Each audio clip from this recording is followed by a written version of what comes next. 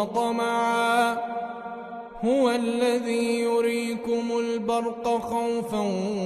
وطمعا وينشئ السحاب الثقال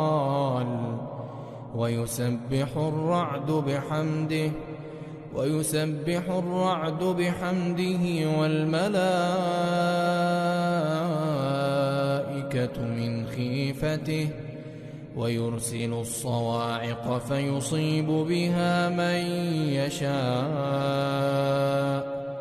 وهم يجادلون في الله وهو شديد المحال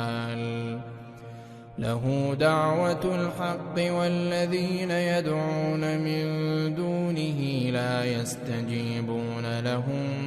بشيء إلا كباسط